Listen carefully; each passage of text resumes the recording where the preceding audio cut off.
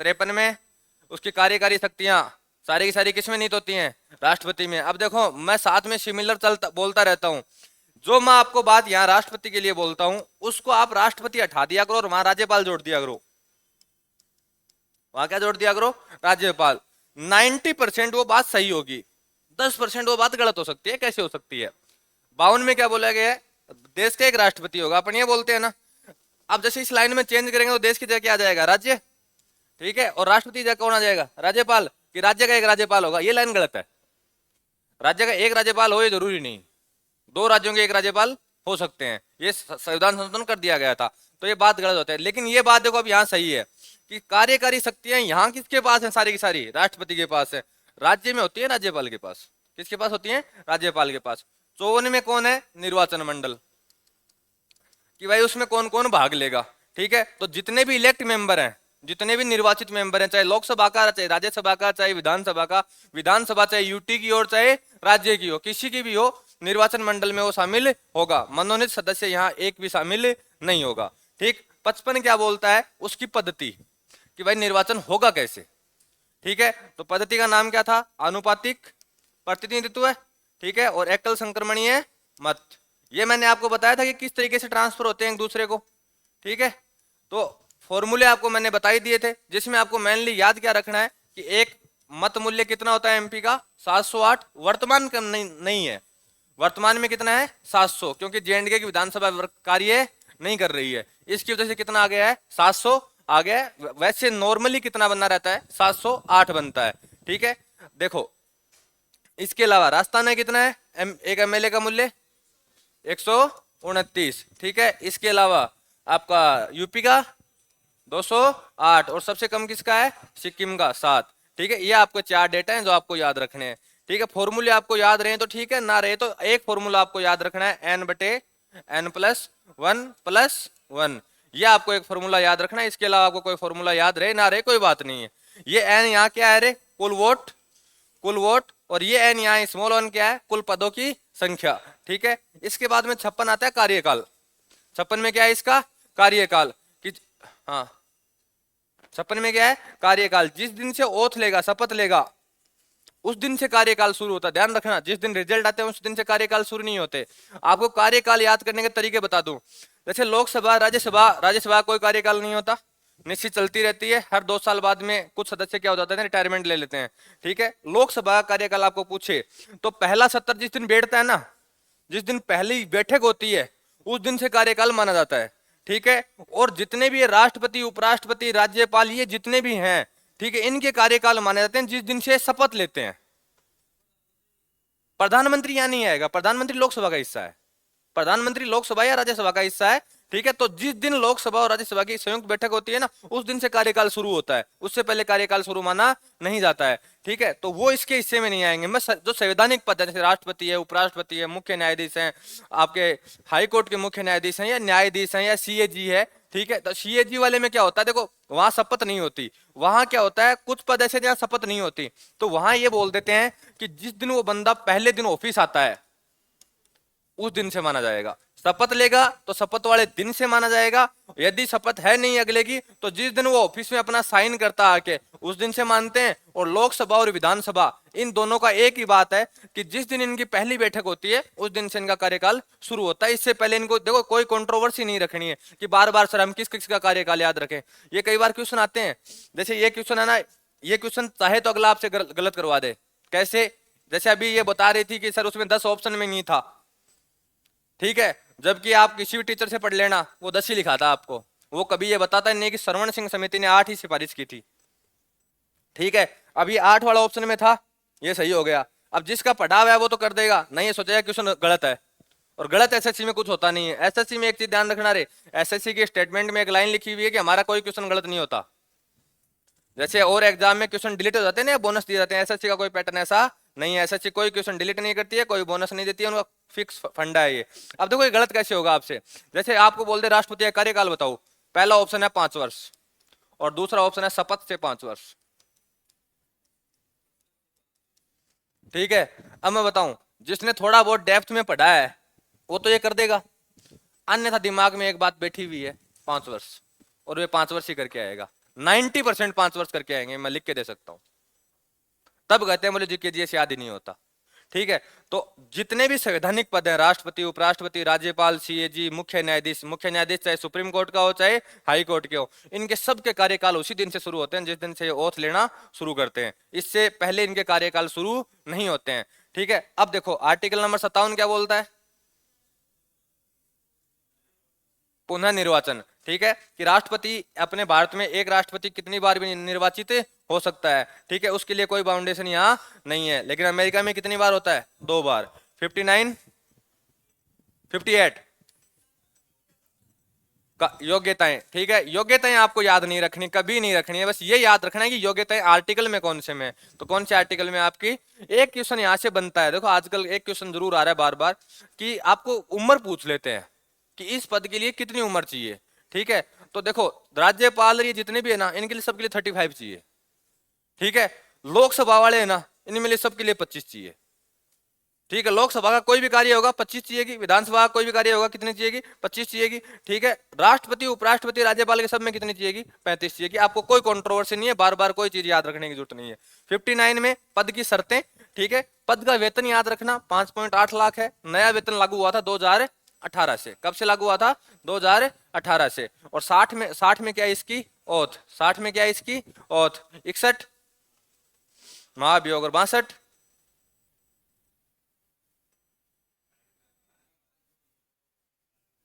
That पहले राष्ट्रपति का कार्यकाल खत्म होने से पहले दूसरे राष्ट्रपति का निर्वाचन कर लिया जाएगा। ये बात कौन सा आर्टिकल बोलता है? 62। ठीक है, और पद खाली हो गया तो कैसे कैसे कौन किसकी जगह बैठेगा। ठीक है, तो मैं देखो रे 61 में तो क्या आती है? महाभियोग की प्रक्रिया। महाभियोग की प्रक्रिया में 4 डेटा हैं जो आपको याद रखने हैं, 1/4, 14 एंड 2/3। ठीक है, देखो रे महाभियोग में थोड़ा सा कल मैं यहां से शुरू की थी, आपको थोड़ा सा रिवाइज करा देता हूँ। महाभियोग की प्रक्रिया का अर्थ है कि इनएचमेंट का कब प्रयोग किया जाता है? कि जब मान लो राष्ट्रपति ने संविधान का अतिक्रमण कर लिया है, यानी उसको संविधान के अनुसार वो शक्ति कभी मिली नहीं थी, लेकिन उसने शक्ति क्या कर लिया? प्रयोग कर लिया। इसके अलावा राष्ट्रपति को आप किसी भी कंडीशन में नहीं हटा सकते हो। पहली बात तो ये याद रख लेना। जैसे मान लो कथन में क्वेश्चन में आ जाए कि राष्ट्रपति को निम्न में से किस कारण से आप हटा सकते हो। ठीक है, अगले ने 4 कथन दे दिए और नीचे ऑप्शन दे रहा है 1, 2, 1 या सारे ऑल ऑफ दीज जो भी दे रहा है आपको। ठीक है, तो ध्यान रखना राष्ट्रपति को हटाने का एक ही तरीका है, वो संविधान का अतिक्रमण कर ले तब हटा सकते हो। अर्थ इसके अलावा चाहे वो कुछ भी कर दे, चाहे अपनी लुगाई से तलाक ले ले, चाहे वो किसी का मर्डर कर दे, ठीक है, चाहे उसके ऊपर कोई भी मुकदमा दर्ज हो जाए, ठीक है, उस कंडीशन में आप उसको हटा नहीं सकते हो। वो कुछ भी कर दे इसके अलावा, ध्यान रखना, वो कुछ भी कर दे इसके अलावा उसको आप कभी भी जिंदगी में नहीं हटा सकते। जब वो कार्यकाल पूरा करेगा, कार्यकाल पूरा करने के बाद में मुकदमा चला सकते हो, पहले मुकदमा भी नहीं चला सकते हो। सिविल मुकदमों को छोड़कर, सिविल में कौन से आते हैं? तलाक, जमीन, वसीयत वाले जो मुकदमे होते हैं ये आते हैं। इसमें भी नोटिस देना पड़ता है 2 महीने का, उससे पहले आप हटा नहीं सकते हो। क्रिमिनल मामले में जैसे मर्डर कर दिया, उसके आज से मर्डर हो गया तो कुछ नहीं होना, 5 साल तो कोई पूछने वाला ही नहीं है, हो गया, अगले का दाह संस्कार करो, सीधा काम है। ठीक है, हटा नहीं सकते आप उसको। अरे सजा नहीं, देखो होता क्या है, ये बोलते हैं कि राष्ट्रपति को सजा हो जाएगी कार्यकाल के, ना, राष्ट्रपति को कार्यकाल के दौरान तो सजा भी नहीं हो सकती। सजा की तो बाद की बात है, आप कार्रवाई स्टार्ट नहीं कर सकते। पुलिस वाला थाने से फोन नहीं कर सकता, साहब कोई मर गया था आपके हाथ से, पता है आपको? अगला कहेगा 5 साल बाद में बात करेंगे, मर गया। ठीक है, तो 61 क्या कहता है? अब जैसे मान लो उसने संविधान का अतिक्रमण कर लिया है, तो जिस सदन में, सदन कितने होते हैं? 2, लोकसभा या राज्यसभा। ठीक है, किसी भी एक सदन में आप इसका बिल पेश कर सकते हो, हटाने का प्रस्ताव पेश करोगे। जो इसका प्रस्ताव पेश करोगे तो जो सदन ये प्रस्ताव पेश करेगा उसके जितने सदस्य हैं उनका 1/4 सदस्य क्या करेंगे? साइन करेंगे प्रस्ताव के ऊपर।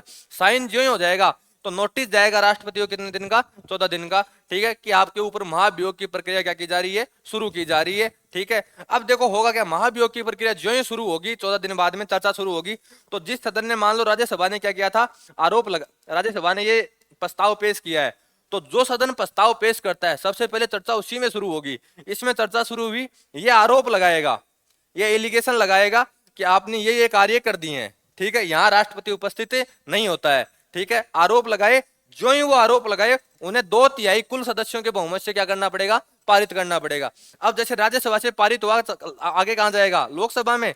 ठीक है, लोकसभा उन आरोपों की जांच करती है कि जो राज्यसभा ने आरोप लगाए हैं वो सही लगाए हैं या गलत लगाए हैं। यदि आरोप सही पाए जाते हैं, ठीक है, तो उन्हें 2/3 से क्या करना पड़ेगा, पास करना पड़ेगा। कुल सदस्यों का 2/3 बोल रहा हूं, उपस्थित का 2/3 नहीं, कुल सदस्यों का 2/3 से पास करना पड़ेगा। और जो ही वो पास हो जाएगा तो स्वतः ही राष्ट्रपति अपने पद से क्या कर देगा, इस्तीफा दे देगा। चाहे वो इस्तीफा दे या ना दे, वो हटावा मान लिया जाता है। ठीक है, यदि खारिज होता है तो राष्ट्रपति बना रहेगा। इस प्रक्रिया को तो पुनः दोहराया नहीं जाएगा। अब तक भारत में किसी भी राष्ट्रपति के ऊपर महाभियोग की प्रक्रिया अप्लाई नहीं हुई है, अब तक तो नहीं हुई है। ठीक है, यह आपका था महाभियोग की प्रक्रिया। 62 नंबर कहता है आपका कि कोई राष्ट्रपति है, ये व्यक्ति राष्ट्रपति बैठा है, ये व्यक्ति पिछली 5 साल जब पूरी हुई थी तो इसका कार्यकाल 15 मई को पूरा होता है। ठीक है, तो अगले राष्ट्रपति का चुनाव, जो अभी ये व्यक्ति राष्ट्रपति के इस पद पे बैठने वाला है, इसका चुनाव 15 मई से पहले क्या हो जाना चाहिए रे, कंप्लीट होना चाहिए जी। यदि कंप्लीट नहीं हुआ और इसकी प्रक्रिया कंप्लीट होती है 20 मई को, तो 5 दिन क्या पद खाली रहेगा, नहीं रहेगा। जो पहले व्यक्ति बैठा है वो 5 दिन अपना कार्य पूरा करके, जब तक इसका उत्तराधिकारी निर्वाचित होकर नहीं आ जाएगा तब तक ये पद पे बना रहेगा। ठीक है, इसके अलावा यदि पद खाली हो गया, पद खाली होने के 3 तरीके हैं रे, मृत्यु हो जाए, ठीक है, या कि क्या दे दे, त्याग पत्र दे दे। त्याग पत्र किसको देता है रे, आपस में एक्सचेंज होते हैं दोनों के, राष्ट्रपति और उपराष्ट्रपति। ठीक है, दूसरा, या एक तरीके से, कौन सी तरीके से खाली हो जाएगा, महाभियोग की प्रक्रिया के दौरान आप हटा दो। यदि ये 3 कंडीशन होती हैं जिसमें पद खाली हो जाता है, पद खाली हो गया तो कोई ना कोई कार्यवाहक कौन आएगा, राष्ट्रपति आएगा। तो सबसे पहले कार्यवाहक की पावर मिलती है, जो वर्किंग, जो आपका प्रेसिडेंट आएगा उसके सबसे पहले पावर मिलती है उपराष्ट्रपति को।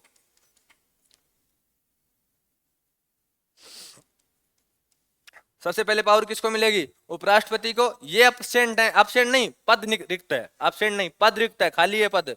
तब कौन आ जाएंगे आपके, मुख्य न्यायाधीश, किसके, सुप्रीम कोर्ट के, सीजेआई। ठीक है, इसके अलावा यदि ये भी पद रिक्त है, तब जो सुप्रीम कोर्ट है उसका सबसे सीनियर जो जज बैठा है वो क्या हो जाएगा, इसका कार्यभार संभालेगा। इतनी व्यवस्था संविधान में लिखी हुई है। इससे आगे यदि कोई पद खाली होता है तो फिर कोई व्यवस्था नहीं है, फिर आगे क्या पता सरकारें क्या करती है वो जाने। ठीक है, तो यदि ये पद खाली होता है तो सबसे पहले क्या, कौन बैठेगा, उपराष्ट्रपति। यदि ये पद भी रिक्त है तो कौन बैठेगा, मुख्य न्यायाधीश। ये भी रिक्त है तो कौन आ जाएगा, आपका वरिष्ठतम न्यायाधीश।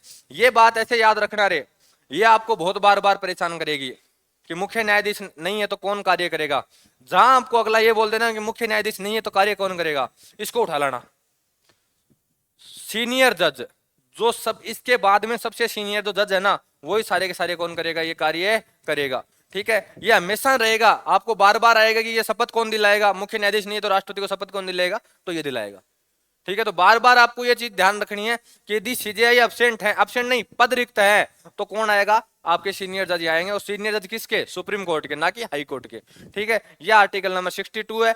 ये पद पे रह कितने दिन रह सकते हैं रे, 6 महीने। 6 महीने में ये चुनाव कंप्लीट हो जाना चाहिए। राष्ट्रपति के लिए 6 महीने का टाइम दिया गया है, उपराष्ट्रपति के लिए कोई टाइम नहीं है। जितना जल्दी हो सके उपराष्ट्रपति का आपको चुनाव करवाना है। दूसरी बात, यदि उपराष्ट्रपति पद पे बैठे हैं, कौन से के, राष्ट्रपति के पद पे, ठीक है, तो वो राज्यसभा की अध्यक्षता नहीं करेंगे। उस टाइम पे राज्यसभा की अध्यक्षता कौन करेगा, आपका उपसभापति। कौन करेगा, उपसभापति। अब आती हैं आपकी शक्तियां। देखो रे, इन शक्तियों को सही तरीके से समझ लेना। यदि शक्तियों में कंट्रोवर्सी हुई तो वीटो पावर समझ में नहीं आएंगे, अभी बता देता हूं। ठीक है, पहली शक्ति होती है कार्यकारी शक्तियां, दूसरी होती है विधायी शक्तियां, तीसरी होती हैं आपकी वित्तीय शक्तियां,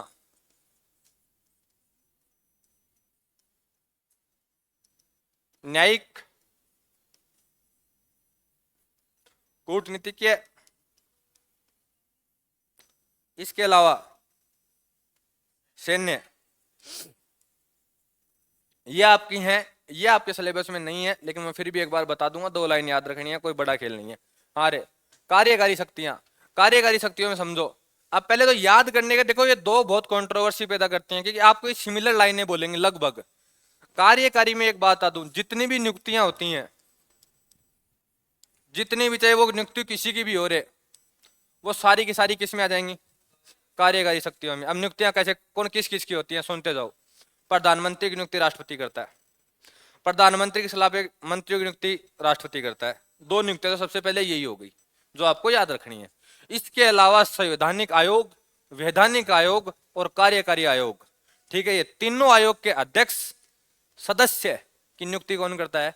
राष्ट्रपति करता है। अब संवैधानिक आयोग सुनते जाओ, निर्वाचन आयोग, ठीक है, इसके अलावा आपका यूपीएससी, सीएजी, ठीक है, इसके अलावा एससी एसटी एंड ओबीसी आयोग, ठीक है, इनके जितने भी अध्यक्ष हैं और सदस्यों की नियुक्ति किसके द्वारा की जाती है? राष्ट्रपति के द्वारा की जाती है, ठीक है। इसके अलावा आपकी जो शक्तियां बच गई कौन सी?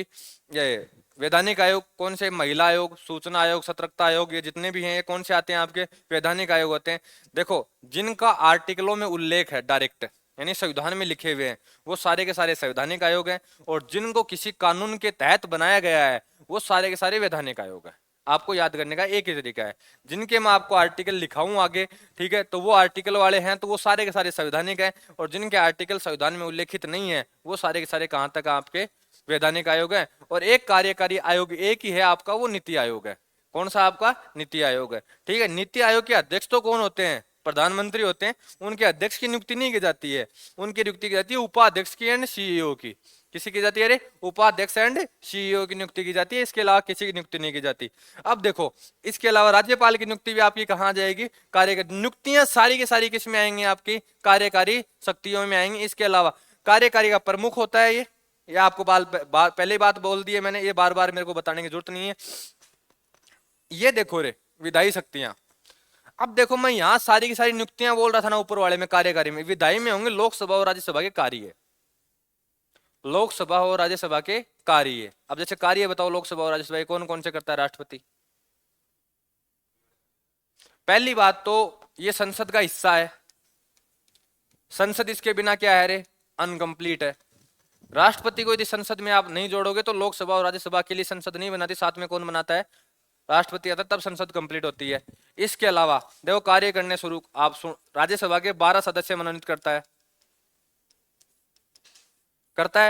ठीक है, साहित्य कला के उनके क्षेत्रों के, ठीक है। इसके अलावा जितने भी प्रशासनिक कार्य होते हैं उनकी जानकारी मांग सकता है, जो सरकार सेंट्रल गवर्नमेंट के अंतर्गत आते हैं। इसके अलावा जितने भी मंत्री हैं उन मंत्रियों ने कौन से बिल पेश किए हैं उन बिल की डिटेल ले सकता है, ठीक है। इसके अलावा यदि किसी मंत्री ने डायरेक्ट बिल पेश कर दिया, ठीक है, और उस बिल के ऊपर मंत्रिमंडल ने क्या नहीं किया? अनुमोदन नहीं किया था, बहस नहीं की थी, चर्चा नहीं की थी, तो उसकी जानकारी राष्ट्रपति मांग सकता है, ठीक है। तो ये आपकी सारी की सारी जो लोकसभा और राज्यसभा के कार्य होंगे सारी की सारी किस में आ जाएंगी? विधायी शक्तियों में आ जाएंगी। वित्तीय शक्तियां, वित्तीय शक्तियों में देखो, हाँ, एक ये दोनों वैसे वित्तीय शक्तियां में एक बात और बता देता हूँ, कुछ बिल होते हैं जो राष्ट्रपति की पूर्व अनुमति से पेश होते हैं, जैसे राज्य के पुनर्गठन आयोग का, राज्य को तोड़ने का, जोड़ने का, मरोड़ने का, वो जितने भी काम होते हैं ना, वो राष्ट्रपति की पूर्व अनुमति से पेश होता है, ठीक है। धन विधेयक, ठीक है, जिसमें पैसे की बात की जाती है, ठीक है, वो सारे के सारे किसकी पूर्व अनुमति से पेश होते हैं? राष्ट्रपति की पूर्व अनुमति से पेश होते हैं। इसके अलावा, ठीक है, एक बिल और था, क्या नाम था उसका? संचित निधि का बिल, ठीक है, ट्रेजरी फंड का बिल होता है ना, जो संचित निधि, जो भारतीय संचित निधि है, उससे यदि पैसा निकालना है तो राष्ट्रपति की पूर्व अनुमति से पेश किया जाता है।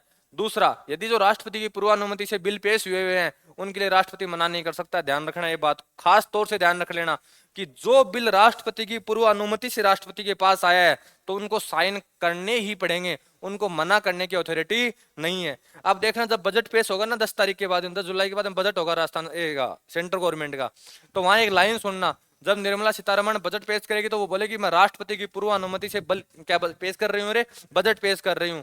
तो धन की जितनी बातें होती हैं वो सारी की सारी किसके पूर्व अनुमति से होती हैं? राष्ट्रपति की पूर्व अनुमति से होती हैं। ये हैं आपकी वित्तीय शक्तियां। न्यायिक शक्तियां कौन सी हैं? मुख्य न्यायाधीश की नियुक्ति कौन करता है? राष्ट्रपति करता है, ठीक है। इसके अलावा क्षमादान की जितनी भी शक्तियां हैं कि राष्ट्रपति मृत्युदंड को माफ कर देता है, ठीक है, या कठोर कारावास को नॉर्मल कारावास में चेंज कर देता है, वो सारी की सारी किसमें आ जाएंगी? आपकी इसमें आती हैं। इसके अलावा एक लाइन और आती है इसमें कि मान लो कोई ऐसा लॉ बन गया है, या तो कोई विधि है या कोई तथ्य है, या तो कोई लॉ है या कोई फैक्ट है, ठीक है, इन दोनों में से राष्ट्रपति को ये बात समझ में नहीं आ रही कि इसका अर्थ निकल क्या रहा है, एक्चुअल में ये बात बोलना क्या चाहती है, तो वो सुप्रीम कोर्ट से क्या ले सकता है? सलाह ले सकता है। लेकिन ये सलाह सुप्रीम कोर्ट ने जो सलाह दी है ये राष्ट्रपति माने ये बाध्यकारी नहीं है। मैंडेटरी नहीं है कि वो माने ही, वो उनको उचित लगे तो मान ले, ना लगे तो वो क्या कर सकते हैं, मना कर सकते हैं। कूटनीति के, कूटनीति की होती है, अरे देखो देश और विदेशों के मध्य जो व्यापार किए जाते हैं, जो संधियां की जाती हैं, ठीक है, वो सदैव राष्ट्रपति के नाम से की जाती हैं। अंतर्राष्ट्रीय संधियां सारी की सारी किसके नाम से होती हैं, राष्ट्रपति के नाम से होती हैं। इसके लिए ये नहीं है कि कोई प्रधानमंत्री जा रहा है तो वो करके आ रहा है ना, ध्यान रखना वो साइन राष्ट्रपति के माने जाते हैं वहां। दूसरा, सैन्य शक्तियों में आप जानते हो तीनों सेनाओं का क्या होता है, ये प्रमुख होता है, ठीक है। इसके अलावा युद्ध विराम, युद्ध की घोषणाएं, ठीक है, दोनों घोषणाएं कौन करता है आपका, ये करता है। ये कल मैंने यहां तक की बात कर ली थी। अब कुछ बातें जो आएंगी वो आपको मैंने इसलिए रिवीजन करवाया कि आपको विटो पावर में कुछ बातें आएंगी। जैसे विटो पावर में कैसे आएंगी बातें, ठीक है, विटो पावर में आएंगे कौन से बिल को रोकेगा, बिल को रोका तो क्या कर सकता है, क्या नहीं कर सकता। अब जब आपको ये नहीं पता होगा कि बिल को रोकना विधायी शक्तियों के अंतर्गत आता है तो आप करोगे क्या उसका।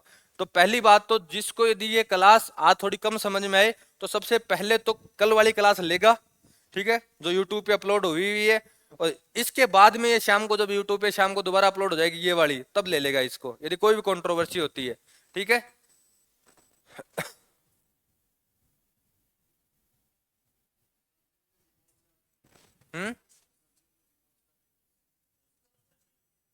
266 तीन है ये, साथ में चलती हैं, 264 66 68,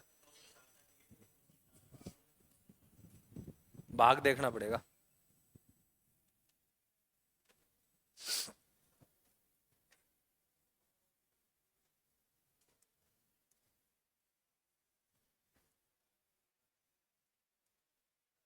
हाँ अरे एक शक्ति रह गई है आपकी, आपातकालीन शक्तियां, वो भी समझ लो एक बार यही।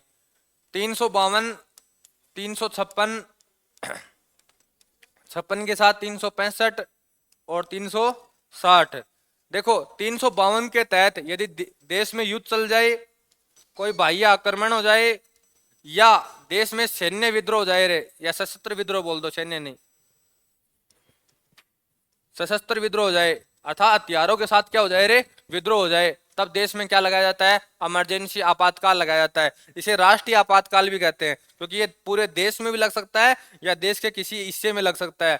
जिस दिन ये लगा, जिस भी हिस्से में लगा या पूरे देश में लगा, तो आर्टिकल 20 व 21 को छोड़कर सारे के सारे खा लिए जाएंगे। 20 और 21 को छोड़कर सारे के सारे खा जाएंगे, एक भी आर्टिकल नहीं बचेगा, ठीक है, मूल अधिकारों में। इसके अलावा राष्ट्रपति के पास एक शक्ति आ जाती है खतरनाक, इसमें जब नेशनल इमरजेंसी अप्लाई हो जाती है, तो जो राज्य और जो केंद्र, इनके बीच में एक वित्तीय बंटवारा चलता है रे, जैसे जीएसटी के बंटवारे चलते हैं। जैसे मान लो जीएसटी का राज्यों को देना 50% की बात की गई है, ठीक है, और 50% कौन रख लेगा, सेंट्रल गवर्नमेंट रख लेगी, मान लो ये बात हुई हुई है, तो इसको बदल, ये वैसे तो बदल नहीं सकती, ये वैसे तो बदल ही नहीं सकती नॉर्मल कंडीशन में, तो इमरजेंसी लगी हुई है ना, तो राष्ट्रपति संशोधन कर सकता है कि राज्यों को 30 देंगे, सेंटर 70 रखेगा, ऐसा बदलाव कर सकता है। लेकिन यदि वो ऐसा बदलाव करता है, कोई बिल पास करता है, तो उसे एक बात लिखनी पड़ती है कि यह बिल राष्ट्रीय आपातकाल के दौरान क्या हुआ है, अरे जारी हुआ है। यदि वो ये लाइन नहीं लिखते हैं तो वो बिल क्या मान लिया जाता है, निरस्त मान लिया जाता है। उस पर ये बात होनी चाहिए, क्योंकि यदि कोई भी इमरजेंसी के टाइम पे बिल पास होता है, क्योंकि इंदिरा गांधी ने जो इमरजेंसी का यूज किया था ना, उसके बाद में ये प्रावधान किए गए, पहले नहीं हुआ करते थे, ठीक है। तो राष्ट्रीय आपातकाल बिल पे लिखा हुआ होगा, क्योंकि क्यों लिखा जाता है, कारण है उसका भी, क्योंकि जिस दिन इमरजेंसी हटेगी ना, ये बिल ऑटोमेटिक डाइजोल हो जाने चाहिए, अन्यथा क्या होंगे, ये खत्म नहीं हुए ना ये बिल, ठीक है, तो ये जो पहले इन्होंने व्यवस्था बनाई थी सुचारू रूप से चलती रहेगी, ठीक है। तो ये बिल इसीलिए हर बिल पे लिखा जाता है कि हाँ, जैसे मूल अधिकार खारिज होते हैं ना, तो मूल अधिकार पे भी ये लिखते हैं साथ में कि नेशनल इमरजेंसी के दौरान मूल अधिकारों को हनन किया जाता है, वोलेशन किया जाता है, ठीक है। यदि ये लाइन नहीं लिखेंगे तो होगा क्या, इमरजेंसी तो हट गई लेकिन ये बिल खारिज नहीं हुआ, और ये बिल खारिज नहीं हुआ तो आपको मूल अधिकार खा लिए गए, इसलिए खा जाते हैं इसको। और 356 और 365 राज्यों में आपातकाल लगाया जाता है। राज्यों का आपातकाल या राष्ट्रपति शासन या संवैधानिक शासन, तीन नाम है इसके, या तो राज्यों का आपातकाल बोलते हैं, या बोलते हैं राष्ट्रपति शासन, या बोलते हैं संवैधानिक आपातकाल, ठीक है। देखो 356 तो कब काम आता है, जब राज्यपाल ये कह दे कि यहाँ की जो संवैधानिक व्यवस्था है ना वो खत्म हो गई है, ठीक है, सही तरीके से कार्य नहीं कर रही, तब राज्यों में आपातकाल लगते हैं, ठीक है। ये 365 काम कब आती है, ये सेंटर की पावर है रे 365 एक तरीके से। जैसे सेंटर ने कोई बिल पास किया, जैसे अभी मान लेते नई शिक्षा नीति पास की थी सेंट्रल गवर्नमेंट ने, राज्यों को निर्देश दे दिया कि आपके पास 2 साल का टाइम है, 2 साल में आप अपनी ऐसी व्यवस्था बनाइए जिससे नई शिक्षा नीति लागू कर पाए, ठीक है। अब जैसे कोई राज्य विरोध कर दे कि हम तो करेंगे ही नहीं, ठीक है, तो वो सेंटर का क्या है, सेंटर कानून का विरोध है। ठीक है, विरोध है तो उस टाइम पे 365 का प्रयोग करेगा सेंटर। ठीक है, कि हाँ मैंने जो निर्देश दिए थे उसकी पालना आपने नहीं की है, इस कारण मैं आपके राज्य में क्या लगा रहा हूँ, राष्ट्रपति शासन लगा रहा हूँ। ठीक है, तो जो जो कई बार ये राज्य कहते हैं ना, कोई मुख्यमंत्री ये कहता है कि हम करने ही नहीं देंगे, हम बैठे हैं ना, आप टेंशन क्यों लेते हो, उनको तो ये पता नहीं है क्योंकि जनता बेवकूफ है। जनता ने क्या संविधान पढ़ना ही नहीं चाहती। एक्चुअली में संविधान का नॉलेज सबको होना चाहिए। तो ये जो नेता लोग भाषण देते फिरते हैं ना, ये भाषण देना ही बंद कर देंगे, क्योंकि जिस दिन नॉलेज होगा आप बोलोगे यार तुम जो बात बोल रहे हो वो तो हो ही नहीं सकती। क्यों नहीं हो सकती? क्योंकि 365 की शक्ति है सेंट्रल गवर्नमेंट के पास, वही आर्टिकल का प्रयोग करेगी, आपके ऊपर राष्ट्रपति शासन लगा देगी, तब अप्लाई हो जाएगा। होना तो है, तय है। तो ध्यान रखना, सेंट्रल गवर्नमेंट के किसी कानून के लिए कोई भी स्टेट मना नहीं कर सकता है, करता है तो 365 का प्रयोग कर लिया जाएगा। और ये 360 क्या आपका वित्तीय आपातकाल है। ठीक है, और वित्तीय आपातकाल कब लगाया था? जब राष्ट्रपति को ये लगता है कि देश की जो आर्थिक व्यवस्था है वो चरमरा गई है, सही तरीके से काम नहीं कर रही है। ठीक है, तब आप नेशनल इमरजेंसी लगा सकते हो, वित्तीय आपातकाल लगा सकते हो। इसके दौरान अलग अलग प्रोविजन होते हैं, सरकार अलग अलग निर्देश जारी कर सकती है, आपकी फंडिंग खा सकती है, खातों की सारी, आपके जो गोल्ड रखे हुए हैं बैंकों में वो निकाल सकती है, वो जैसा चाहे वैसा कर सकती है नेशनल इस इमरजेंसी के दौरान, इकोनॉमी आपातकाल के दौरान।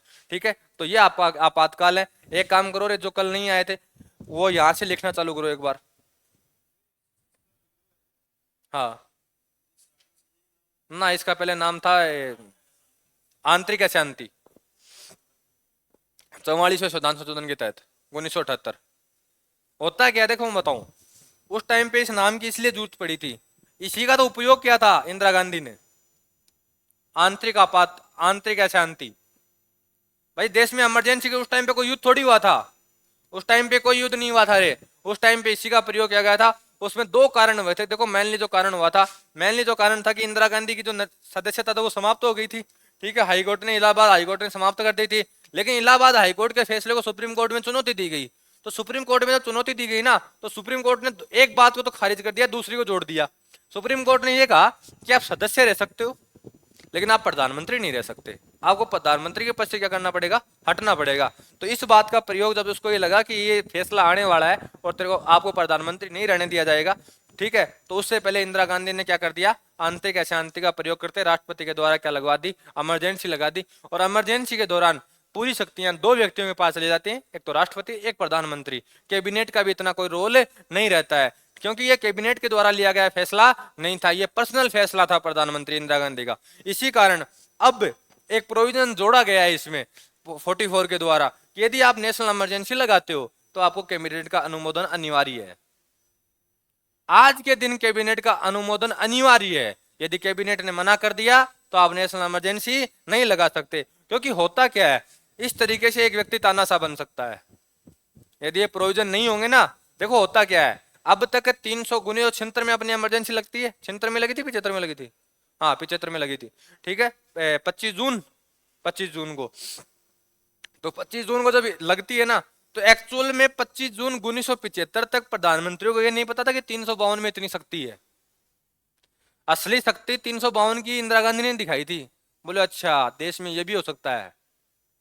तभी इतने प्रोविजन 44 द्वारा किए गए थे। 44 मोरारजी देसाई के कार्यकाल में हुआ है। ठीक है, तो देखना 44 के जो अमेंडमेंट है ना, वो 42 के अपोजिट चलते हैं।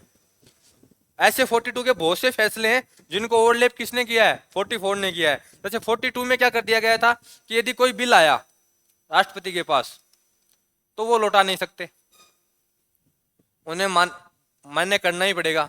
44 के द्वारा एक लाइन जोड़ दी गई, एक बार लौटा सकते हैं, दूसरी बार नहीं लौटा सकते। ये 44 में, क्योंकि राष्ट्रपति के पद की इतनी वैल्यू तो रखो आप कि वो व्यक्ति एक बार आपको जो बात बोले आप वो मानो।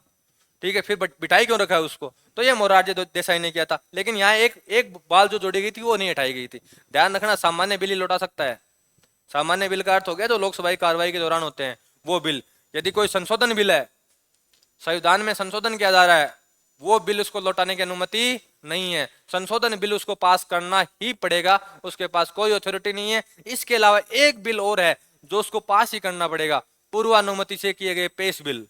क्योंकि पूर्वानुमति का होता है कि राष्ट्रपति ने पहले अनुमति दे दी है तभी तो पेश किया जा रहा है, अन्यथा तो निरस्त हो जाएगा ऑटोमेटिक। यदि निर्मला सीतारमण बजट के दौरान पहले लाइन ये नहीं बोले ना कि मैं ये बिल राष्ट्रपति की पूर्व अनुमति से पेश कर रही हूं, तो विपक्ष मुद्दा उठाएगी, बजट खारिज हो जाएगा, सरकार गिर जाएगी। ध्यान रखना, बजट यदि पास नहीं होता है, अनुदान की मांगे पास नहीं होती हैं, ठीक है, या एक क्या होता है, एक विपक्ष के द्वारा एक बिल लाया जाता है, शून्य बिल या 1 रुपया बिल, जिसको 1 रुपया भी बोलते हैं, कि सारे हमें लगता है कि ये बजट बेकार है, इसको उठा के 1 रुपया कर दो, ठीक है, तो जो ये बजट 1 रुपया हो गया ना, तो सरकार गिर जाएगी। कुछ ऐसे बिल हैं जिनमें यदि बिल पास नहीं हुए तो सरकारें गिरी हुई मान ली जाती हैं, ठीक है, और कुछ बिल ऐसे होते हैं जहां कोई फर्क नहीं पड़ता है, ठीक है, तो ये बिल हैं धन विधेयक में, खास तौर से ये बिल है। दो बिल होते हैं, धन विधेयक और सामान्य विधेयक, ठीक है, सामान्य विधेयक चाहे पास हो ना हो सरकारें गिरती नहीं है, लेकिन यदि धन विधेयक पास नहीं हुए ना तो सरकारें गिर जाती हैं, ठीक है, तो यहां तक की बात हो गई थी।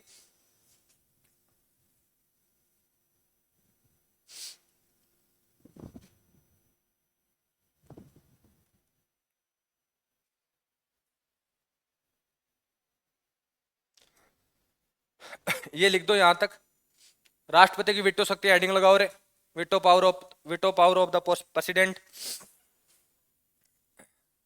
पहली बात देखो, वीटो पावर का प्रयोग क्या किया जाता है, रे पहली बात तो ये समझ लेना, कोई बिल आया है उसके ऊपर वीटो पावर के प्रयोग होते हैं, ठीक है, इसके अलावा किसी दूसरी चीज पे वीटो पावर के प्रयोग नहीं किए जाते हैं, केवल और केवल विधेयक या बिल पे ही क्या होंगे, पेश होंगे। विधेयक अधिनियम कब बनता है, जब राष्ट्रपति के साइन हो जाते हैं। ये क्वेश्चन बहुत बेहतरीन क्वेश्चन आता है कि एक विधेयक को अधिनियम बनने के लिए किसके साइन अनिवार्य हैं, तो किसके साइन अनिवार्य हैं, राष्ट्रपति के, ना कि प्रधानमंत्री के, तो ये लिखो यहां तक। और ये अनुच्छेद आर्टिकल नंबर याद रखना रहे, वीटो पावर कौन से के तहत दी गई है, 111, ये बहुत आगे है।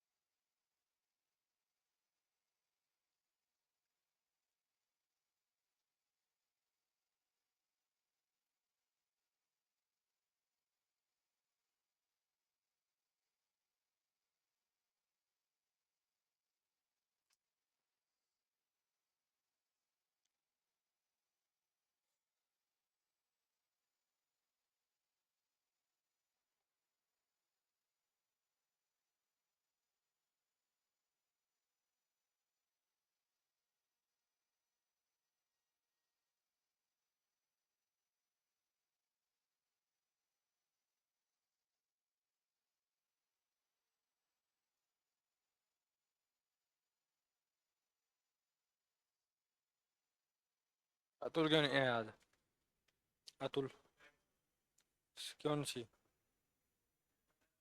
सीरियसली की अब तो, और तो कौन सी है, और तो कोई एग्जाम नहीं है अभी।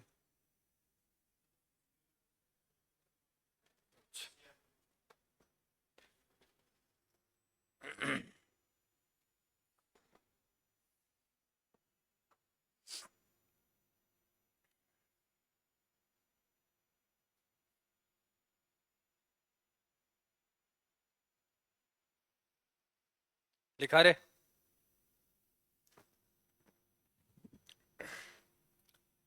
अब एक बार इस कहानी को समझो रे, ये वीटो पावर कब कब काम आएंगी। या तो क्या कर देगा रे, किसी भी बिल की सहमति देगा, या उसे क्या कर देगा, असहमति दे देगा, ठीक है। और या क्या कर लेगा रे, पुनः विचार के लिए लौटा देगा, ठीक है। और या क्या कर देगा, अपनी पॉकेट में रख लेगा। दो ही तरीके हैं, तीन तरीके हैं उसके पास, ठीक है। ये कर दिया तो कोई वीटो पावर काम ही नहीं आई, ठीक है। अब देखो, असहमति दे दी तो वीटो काम आएगी, अंत्यातिक वीटो, इंग्लिश है इसकी एब्सोल्यूट वीटो। होता क्या है रे, देखना इधर, इसमें क्या करेगा कि किसी बिल को अस्वीकार कर देगा कि मैं ये बिल पास नहीं करूंगा, ठीक है। और ये दो कंडीशन में कर सकता है। एक तो किसी मंत्री का निजी विधेयक है, ठीक है, उसने विधेयक पेश किया। अभी जो मैं बात बोल रहा था कि वो जानकारी ले सकता है, वो बात यहाँ काम आएगी कि निजी विधेयक है जिसको उसे लगता है कि मंत्रिमंडल ने इसके ऊपर चर्चा बहस नहीं की है, उस दौरान इसका प्रयोग कर सकता है स्वीकार का। या प्रक्रिया का जो पालन किया गया था ना, वो प्रक्रिया का पालन सही नहीं है, उस दौरान कर सकता है। इसके अलावा अस्वीकार वो कभी भी नहीं कर सकता, ठीक है। ये देखो रे, अस्वीकार अब तक दो तीन बार कर लिया गया है इसको। एक बार तो क्या था, राजीव गांधी के टाइम पे, राजीव गांधी नहीं, उसके डॉक्टर राजेंद्र प्रसाद ने, ठीक है, 1954 में। कब किया था, 1954 में, जब राज्य अपने इंडिया में एक राज्य हुआ करता था पेप्सू। कौन सा है ये पेप्सू, पंजाब, आज का पंजाब, ठीक है। उस टाइम पे ये 8 विरासत मिलके पेप्सू बनाया गया था, इसमें जिनकी राजधानी हुआ करती थी पटियाला। कौन हुआ करता था, पटियाला, ठीक है। तो पटियाला कोर्ट का नाम सुना है ना, इसी कारण पटियाला कोर्ट को पावर ज्यादा है। जैसे इलाहाबाद कोर्ट को पावर कुछ ज्यादा है, कुछ हाई कोर्ट ऐसे हैं जिनको पावर लिमिट से ज्यादा है। जैसे इलाहाबाद कोर्ट है ना, इसको पावर ज्यादा है, कलकत्ता को पावर ज्यादा है, ठीक है, बॉम्बे को पावर ज्यादा है, ठीक है, अन्य हाईकोर्ट के मामले में, ठीक है। तो पेप्सू पे क्या है, उस टाइम पे एक बिल पेश किया गया, पेप्सू संशोधन बिल था, ठीक है। लेकिन हुआ क्या कि पेप्सू में जो संशोधन किया जा रहा था, उस टाइम पे जब ये बिल पेश किया गया था, ठीक है, उस दिन तो उस पर राष्ट्रपति शासन लागू था। लेकिन जिस दिन ये राष्ट्रपति के पास पहुंचता है, तब वहां राष्ट्रपति शासन हट जाता है। और जो ही राष्ट्रपति शासन हट जाता है, तो ये बिल पास करने की राष्ट्रपति को अनिवार्यता नहीं लगी, तो उन्होंने क्या कहा कि राष्ट्रपति शासन हट गया है, मैं ये बिल पास नहीं करूंगा, ठीक है। तो एक बार तो इसकी की थी प्रयोग किसने, डॉक्टर राजेंद्र प्रसाद ने। एक बार किया हुआ है वेंकट रमन ने, आर वेंकट रमन ने। कब थे वो प्रधानमंत्री, राष्ट्रपति, टाइम बता सकते हो, आर वेंकट रमन कब राष्ट्रपति थे।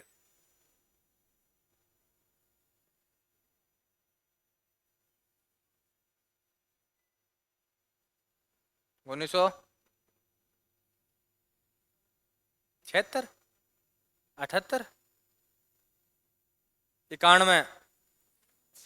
1991 में किसने प्रयोग किया था, आपके आर्य वेंकट रमन ने, ठीक है। तो इसका प्रयोग किया था। अगली आती है पुनः विचार के लिए लौटाना। किसके लिए रे, पुनः, इसे कहते हैं निलंबनकारी वीटो।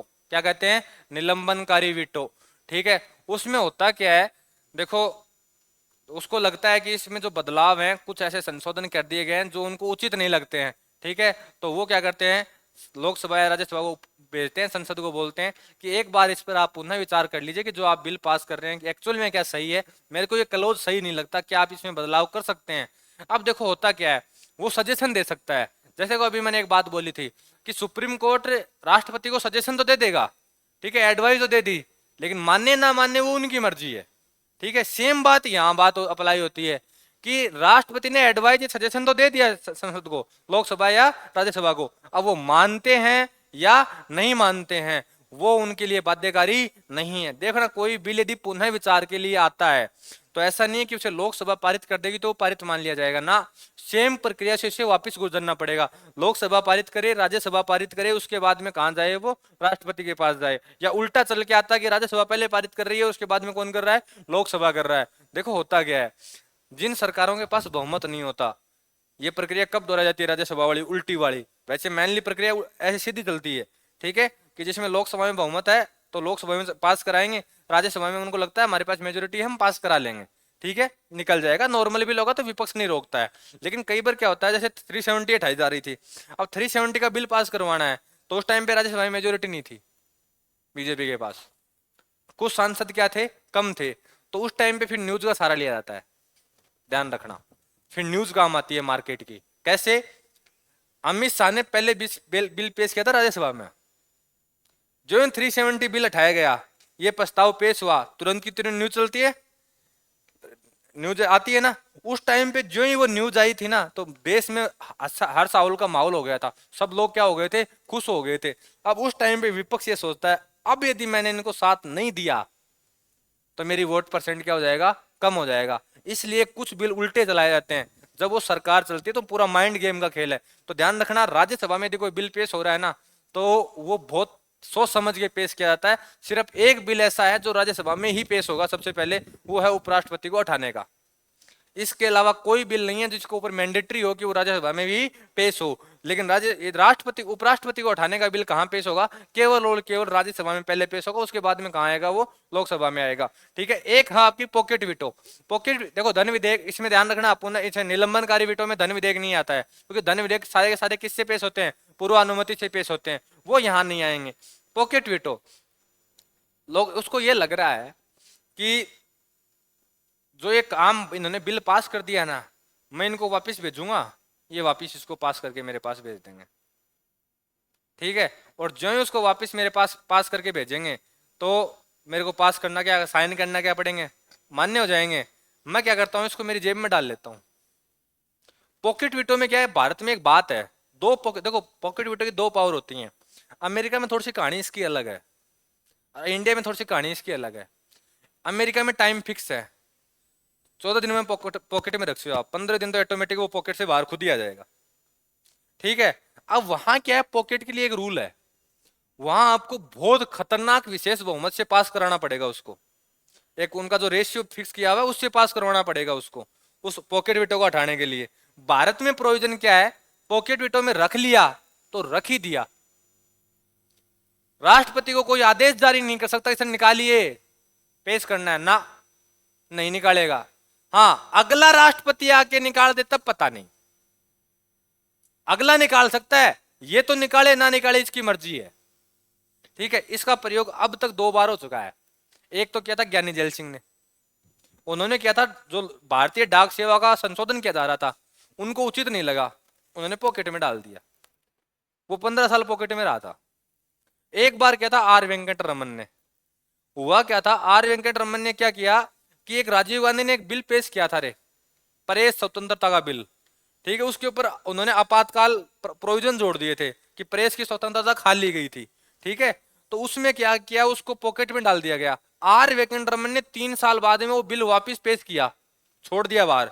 तो क्या हुआ, जो भारतीय मोर्चा पार्टी हुआ करती थी ना पहले एक, ठीक है, उसने वो बिल को क्या कर दिया था, रे खारिज कर दिया था। क्योंकि उसको लग गया था कि पहले देखो होता क्या, राष्ट्रपति पहले ही बात कर लेते हैं कि मैं पॉकेट से निकाल रहा हूँ, क्या आप इसे खारिज करेंगे या पारित करेंगे। तो यदि उनको ये लगता है कि यार संचय बना हुआ है, पारित करेंगे या खारिज करेंगे, तो वो अपनी पॉकेट में रख लेते हैं, अन्यथा पॉकेट से क्या कर देते हैं, बाहर निकाल देते हैं और उसको खारिज कर दिया जाता है। ध्यान रखना रे, ये जो ये विटो पावर की शक्तियां है ना, ये बहुत काम आती हैं, इन्होंने बहुत सरकारें बचाई हैं आज तक। 2 शक्तियां राष्ट्रपति के पास ऐसी हैं जिनके ऊपर संसद की बाउंडेशन नहीं है, एक तो विटो शक्तियां और एक विवेक शक्तियां। विटो को आप सुप्रीम कोर्ट में चैलेंज नहीं कर सकते, बाकी तो सब बाकी सारे सुप्रीम कोर्ट में चैलेंज है, विटो सुप्रीम कोर्ट में चैलेंज नहीं है। तो राष्ट्रपति को लगता है कि जो मैं करूंगा उसके ऊपर कोई नहीं है। एक विवेक की शक्तियां, कि उसके अपने दिमाग से है ना कोई काम कर दिया है, उसको लग रहा है कि वो जो काम करता है उसमें लिखेगा वो कि इसने मैंने मेरे विवेक का प्रयोग किया है, ठीक है। तो उसको आप सुप्रीम कोर्ट में चैलेंज नहीं कर सकते। आप सुप्रीम कोर्ट में चैलेंज नहीं कर सकते, तो ध्यान रखना ऐसी तो बहुत सी सरकारें बचाई हैं विवेक की शक्तियों ने। तो देखो राष्ट्रपति शासन लगाए जाते हैं ना, तो राष्ट्रपति शासन लगाया कौन? राष्ट्रपति तो लगाएगा, प्रधानमंत्री तो सलाह तो देंगे। अब उस सलाह को खारिज करने का काम किसका है? राष्ट्रपति का है ना। तो ऐसी सरकारें बहुत बचा जाती हैं, क्योंकि देखो हुआ क्या था इंदिरा गांधी के टाइम से, इससे पहले लगभग इंदिरा गांधी दोबारा सरकार आती है केंद्र में, गरीबी हटाओ वाला नारा शायद केंद्र में ही आया था। 69 में सरकार खारिज कर दी थी उसने। 69 में उन्होंने 70 में 69 में वो 67 में लाल बहादुर शास्त्री मरते हैं, 69 में सरकार खारिज होती है, 71 में सरकार आई थी। हाँ, 71 के बाद ध्यान रखना, यदि राष्ट्रपति शासन का असली प्रयोग किसी ने किया था ना, इमरजेंसी और राष्ट्रपति शासन, इसका असली प्रयोग इंदिरा गांधी ने किया है। कैसे हुआ क्या था, उस टाइम पे ऐसा दौर आ गया था कि जहां जहां अपोजिट पार्टियां थी ना, वहां वहां राष्ट्रपति शासन है। जो इंदिरा गांधी जी फिर मोरारजी देसाई आए, तो जहां जहां कांग्रेस की सरकार थी वहां वहां राष्ट्रपति शासन लग गए थे। ठीक है, सुप्रीम कोर्ट को बीच में आना पड़ा था, ठीक है, कि ये खेल क्या कर रहे हो तुम लोग, सरकार चलाने क्यों नहीं देते किसी को। उसके बाद में ये चीजें रुकी हैं, राजीव गांधी के बाद में आके। उसके बाद में जो प्रधानमंत्री हैं वो थोड़े ठंडे प्रधानमंत्री थे, राजीव गांधी के बाद वाले प्रधानमंत्री हैं सारे के सारे, उन्होंने इतनी कंट्रोवर्सी। और ध्यान रखना दूसरा, आप एक चीज और देख लेना रे, 1978 से लेकर, छिहत्तर से नहीं 78 से लेकर आपको सर्वाधिक प्रधानमंत्री मिलेंगे 2002 तक, क्योंकि 1978 से पहले तीन ही प्रधानमंत्री हैं, इंदिरा गांधी, लाल बहादुर शास्त्री और मोरारजी वो जवाहरलाल नेहरू। ठीक है, तीन ही है, इससे पहले और कोई नहीं है। कार्यवाही एक गुलजार लाल नंदा है, उनको छोड़ दो आप। ठीक है, मैं मैन की बात कर रहा हूं। इसके दौर में लाइन लगी हुई है, मोरारजी देसाई के बाद में चरण सिंह आ जाएंगे, उसके बाद में आपको इतने प्रधानमंत्री मिलेंगे यहाँ जितनों के आप नाम भी नहीं याद कर पाते। जो असली क्वेश्चन बनता है वो यहाँ से बनता है, क्योंकि देखो इसके बाद में अटल बिहारी वाजपेयी आएंगे 2002 के बाद, वाजपेयी के बाद में मनमोहन सिंह सरकार रहती है 10 साल, उसके बाद में अब तक भाई साहब बैठे ही हैं। ठीक है, ये कंट्रोवर्सी चलती आ रही है, तीन प्रधानमंत्री इस साइड है, तीन इस साइड है, बीच में जितनी भी लाइनें लगी हुई है 14 की, वो सारी इसमें है, इस बीच वाले दौर में। जबकि असली कार्यकाल यदि आप निकाल के देखोगे तो चार चार एक पांच पांच कार्यकाल है इसमें, लेकिन पांच कार्यकाल में आपको प्रधानमंत्री मिल जाएंगे यहाँ 11-12। ठीक है, तो ये इस दौर वाले प्रधानमंत्री आपको याद रखने हैं, इस दौर में सबसे ज्यादा प्रधानमंत्री हैं, तो आपको ये याद रखने हैं, साथ में पार्टी याद रखनी है। तो ये आपकी वीटो पावर है, इन वीटो पावर को लिखना चालू करो अब।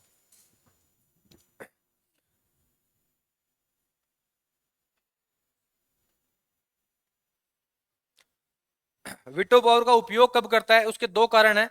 ठीक है, संसद जल्दबाजी में या सही ढंग से कोई बिल पेश ना करे, संसद को बहुत जल्दी लगी हुई है कोई बिल को पेश करने में, एक तो तब करेगा, और या कोई असंवैधानिक तरीका अपना लिया है संसद ने, तब इनका प्रयोग किया जाता है। जिसमें पहली तीन वीटो, ध्यान रखना वीटो 5 होती हैं, राष्ट्रपति के पास इंडिया में कितनी है, 3 है। ठीक है, पहली एब्सोल्यूट वीटो, दूसरी निलंबनकारी वीटो, और तीसरी आपकी पॉकेट वीटो। सर्वाधिक यदि कोई शक्ति देती है तो वो कौन सी देती है, आपकी पॉकेट वीटो। पॉकेट वीटो में एक बार कथन में एक और कारण में एक आरपीएससी ने क्वेश्चन पूछा था एएन के एग्जाम में, उसमें लिखा हुआ था क्या भारत के राष्ट्रपति के पास जो पॉकेट वीटो मिली हुई है उसमें कितने दिन की बाउंडेशन है। तो दिन की यहाँ कोई बाउंडेशन नहीं है, जितने दिन रखे उतने दिन रखें, क्योंकि अमेरिका में कितने दिन की बाउंडेशन है, 14 दिन की बाउंडेशन है।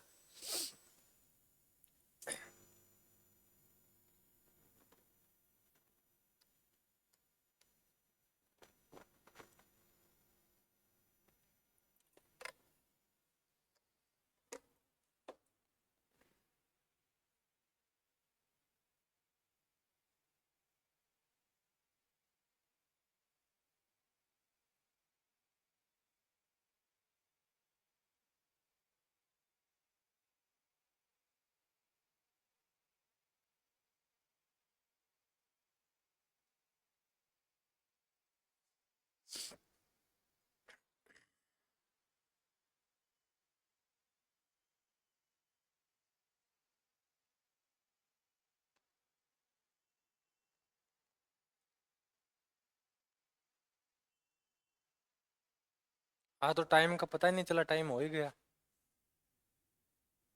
लिखवाया एक पेज नहीं। तुम लोग क्लास पहले ही ले लिया करो, क्यों टाइम खराब किया करते हो? और फिर मेरे में एक खराब आदत है, मैं सोचता हूँ इनका भगवान भला करे, अपने एक बार समझा देते हैं।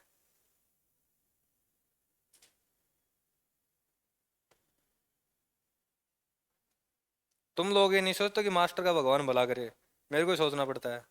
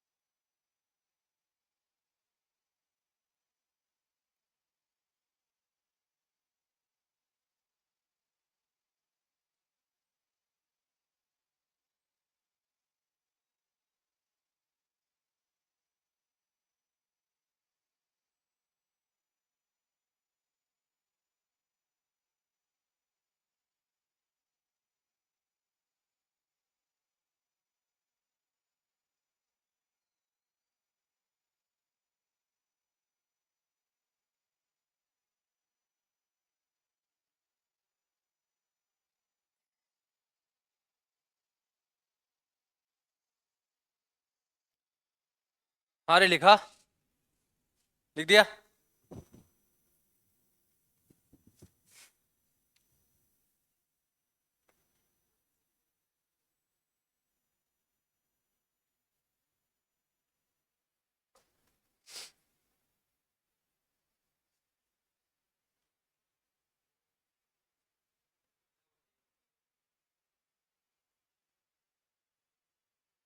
जो आपके एब्सोल्यूट वीटो है, दो कंडीशनों में काम में ली जाती है, अब तक दो बार काम में ली गई है।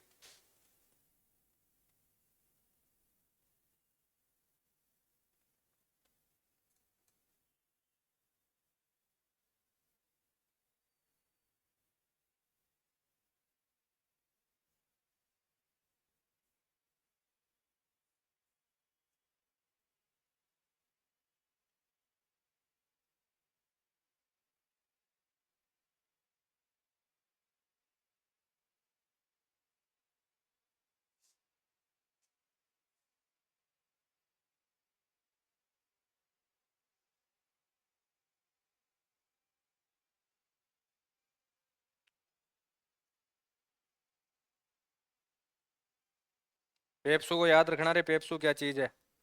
उस टाइम पे पंजाब को पेप्सू बोलते थे, और उसका इसकी राजधानी पटियाला हुआ करती थी। थोड़े दिनों बाद में पढ़ो, बोलो ये कौन सी पेप्सी आ गई यहाँ।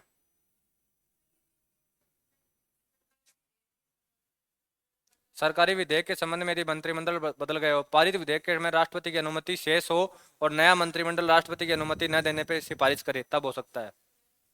बदल गया है, मैं बताऊं कैसे। एक बार इधर सोचो, अभी जैसे संसद सत्र बैठा हुआ है, बजट बजट आया, ठीक है, और बजट में सरकार गिर गई।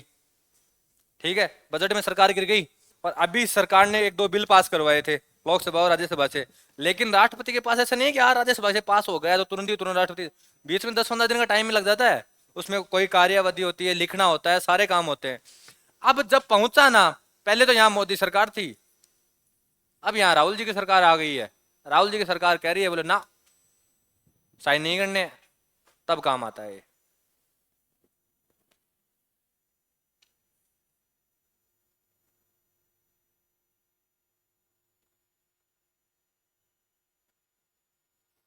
हाँ रे, एक बार इधर देखो, मैं स्लाइड खोल देता हूँ क्योंकि समझा दिया है तो बार बार कल नहीं समझाऊंगा वापस। आप ये घर से लिख लाना। इसके अलावा जब आर वेंकटरमन ने इसका प्रयोग किया था तब क्या हुआ था? देखो ये दूसरी बार इसको कब प्रयोग किया गया था? वेंकटरमन ने जब प्रयोग किया था तो वेतन भत्ता पेंशन संशोधन अधिनियम है मायदा सदस्यों का। ठीक है, लेकिन हुआ क्या देखो, वेतन भत्ता और पेंशन सारे के सारे क्या है? पैसा। और धन विधेयक की बात क्या है? पूर्व अनुमति। इन बंदों ने इसकी पूर्व अनुमति नहीं ली थी। ठीक है, तो ये बिल खारिज हो गया था। निलंबनकारी विटो, यदि राष्ट्रपति किसी विधेयक को पुनर्विचार हेतु संसद को वापस भेज दे तो कौन सी विटो होती है रे? निलंबनकारी। इनकी परिभाषाएं याद रखनी है। वो आपकी अस्वीकार करती है, वो रिजेक्ट ही कर रहा है डायरेक्ट ही कि मैं नहीं करूंगा तो नहीं करूंगा।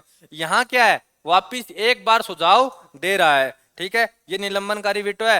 राष्ट्रपति केवल कितनी बार भेज सकता है रे? एक बार। बहुत बार क्वेश्चन आया कि राष्ट्रपति एक बिल को कितनी बार भेजता है? एक बार। ठीक है, संसद विषय को पुनः किसी संशोधन के बिना या संशोधन के साथ पारित कर वापस भेजती है तो उस पर स्वीकृति देना क्या हो जाएगी रे? बाध्यकारी हो जाएगी। संशोधन करे तो ठीक है, एडवाइस दी तो मान ली। ठीक है, नहीं मानी तो नहीं मानी, वो उनकी मर्जी है। ठीक है, इसके बाद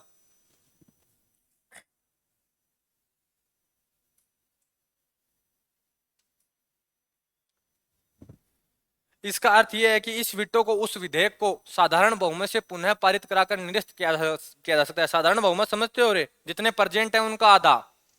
जितने प्रेजेंट हैं उनका आधा। जैसे आज क्लास में आप पूरे नहीं आए हो, आज जितने प्रेजेंट हो उतने अपन ने कोई बिल पास किया यहाँ पे, और जैसे मान लो आप प्रेजेंट हो 24 जने। ठीक है, 24 में से 12 प्लस 1 13। ठीक है, ये आपका बिल पास मान लिया जाएगा। ठीक है, धन विधेयक पर राष्ट्रपति इस विटो शक्ति का प्रयोग नहीं कर सकता है। क्यों नहीं कर सकता? क्योंकि पूर्व अनुमति से पहले ही आ रहा है। धन विधेयक को स्वीकृति दे सकता है, यह अपने पास कर रोक कर रह सकता है, लेकिन पुनः विचार के लिए उसे लौटा नहीं सकता। ध्यान रखना, रोक सकता है लेकिन लौटा नहीं सकता कि आप ये काम कर लीजिए। साधारणतः धन विधेयक संसद में राष्ट्रपति की पूर्व अनुमति से प्रस्तुत किया जाता है। ठीक है, देखो होता क्या है, यदि पूर्व अनुमति से पेश कर लिया गया है, दो बातें होती हैं। राष्ट्रपति आपके फेवर का नहीं है, आपको लगता है पूर्व अनुमति देगा ही नहीं।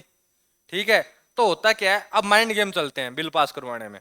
फिर न्यूज का सहारा लेंगे, वापिस बिल पास आएगा, बिल का क्या रिएक्शन दिया जनता ने, राष्ट्रपति उसको रीड करेगा। उनको लगता है कि यार ठीक रहा है, जनता पक्ष में है, मैं नहीं करूंगा तो मेरी बात इमेज डाउन होगी, तो वो साइन कर देते हैं। उनको लगता है ना राष्ट्रपति जी ने कहा जनता का विरोध कर रही है तो राष्ट्रपति रोक लेंगे इसको, साइन नहीं करेंगे बाद में। ठीक है, और ये आपकी लास्ट की है पॉकेट विटो।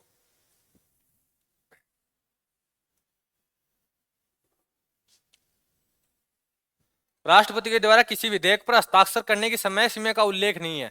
देखो एक चीज बताऊं, पॉकेट विटो का असली खेल क्या है? भारत में ऐसा को नहीं है कि आपको कोई साइन करना वो कितने दिन में करना है। अमेरिका में एक रूल है, कोई यदि विधेयक आ गया तो 14 दिन में साइन कर दीजिए, और यदि साइन नहीं करोगे ना तो वो ऑटोमेटिक पास हो जाएगा। यहाँ ऐसा कोई बाउंडेशन नहीं है, जितने दिन रखना है उतने दिन रख लो। जैसे मैं बताऊं आपको, इसका एक तरीका बताऊं। राजस्थान में विधान परिषद का बिल 2007 से अब तक राष्ट्रपति के पास पड़ा है, पास हुआ हुआ, और उस पर आज तक किसी राष्ट्रपति ने साइन नहीं किया। नहीं किया, अगले की मर्जी है, आते हैं चले जाते हैं, उनको उचित नहीं लगता। क्योंकि विधान परिषद एक तरीके से एक्स्ट्रा खर्चा होता है, सही तरीके से देखा जाए तो। ठीक है, अभी तक इसका कितनी बार प्रयोग किया गया है रे? एक बार प्रयोग किया गया है। 1986 में राष्ट्रपति जेल सिंह ने इसका क्या किया था? प्रयोग किया था। एक बार और हुआ था, लेकिन वो वेंकट रमन वाला इसमें मानते नहीं है। देखो कैसे हुआ था वो आर वेंकट रमन ना, ये इसमें मानते नहीं है क्योंकि इसमें असली खेल हुआ नहीं था ये, क्योंकि आलोचना हुई थी, आलोचना के आधार पर खारिज किया गया था। राजीव गांधी सरकार द्वारा पारित विधेयक ने प्रेस की स्वतंत्रता, ये स्वतंत्रता है भाई, ठीक है, प्रतिबंध प्रतिबंध लगाए, इसकी आलोचना हुई। तो 3 वर्ष पश्चात 1989 में आर वेंकट रमन ने, राष्ट्रपति ने यह विधेयक नई राष्ट्रीय मोर्चा सरकार के पास क्या कर दिया? अरे पुनर्विचार हेतु वापिस भेज दिया। इतने दिन तो पास रख लिया। अब देखो होती क्या है, पॉकेट विटो होती क्या है, जेब में रह जाए। असली पॉकेट विटो का खेल है कि अगला वापिस दे ही नहीं। ठीक है, लेकिन इसने क्या किया, इतने दिन तो रख लिया। 1991 में आर वेंकट रमन क्या थे? राष्ट्रपति थे, और पार्टी चेंज हो गई। पार्टी कौन सी आ गई? राष्ट्रीय मोर्चा सरकार आ गई। उनको आलोचना पहले हुई थी न्यूजों में। ठीक है, तो इन्होंने अपनी सिंपत्ति बनाने के लिए जनता के बीच में क्या कर दिया, उस बिल को क्या कर दिया, अरे खारिज कर दिया। ठीक है, और संविधान संशोधन में समिति अधिनियम में उनके पास कोई विटो पावर नहीं है, ध्यान रखना, संशोधन में किसी प्रकार की कोई विटो पावर इनको नहीं दी गई है। ठीक है, तो